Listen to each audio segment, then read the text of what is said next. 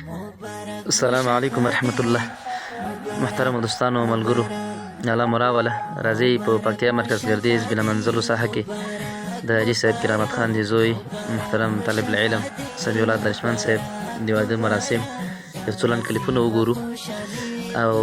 په دې کلیپونو کې به تاسې یو واده په شپه باندې کوم مجسه ترسره شوی و الحمدلله هغه هم تاسې ننداره کوئ وګورئ څه نه څه او راځئ دې نه وروسته موږ تاسې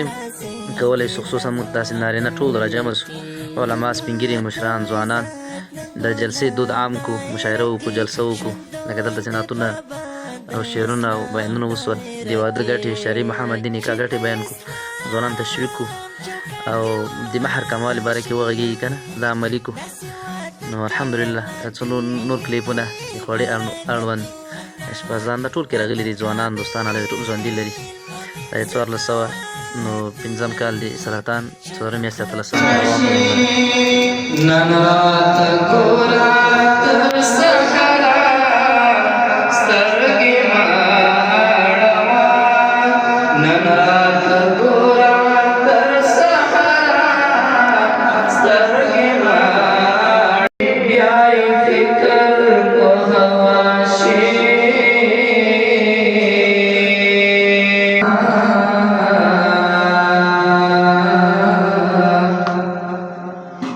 کلا کلا څوک له غمه په خندا شي ښه پوهېږم چې ته نه راځې خو بیا هم زړه لکړم چې کېدای شي ښه راشي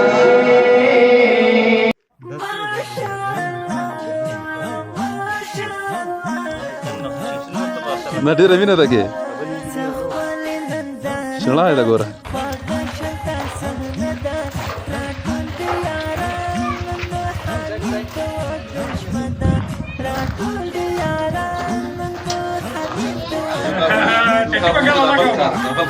ماشاء الله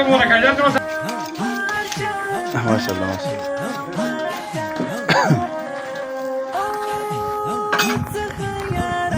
دا په پکتیا کې د نوي وسایل تاسې ګورئ لرګي مدي سیسټم ختم شوی ده نوي سیسټمونه دي حمیده ماشاء الله ماشاء الله مفتی صاحب دی مفتی صاحب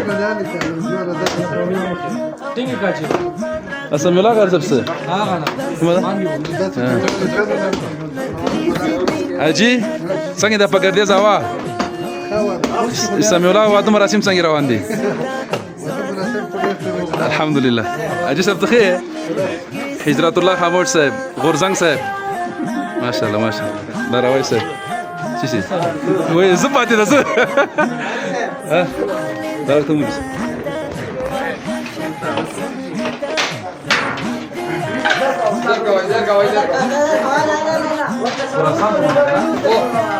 خراسان اشپزی ده رحمت الله استاد پرسونال ده ماشاءالله هذا هغه ته ونیسه دو پیازه ته ماسته ونیسه شیر در خیر ماشاءالله ماشاءالله دولش ده ننګرهار ته به هم له خیره ورځي بیا هم له خیره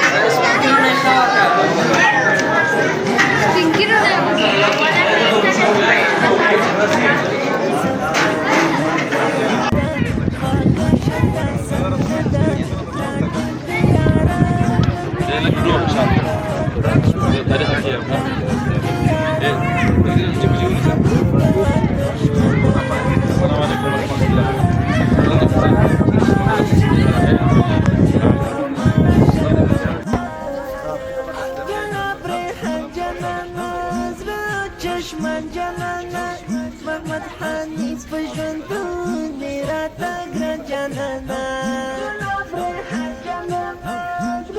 چشم جنانه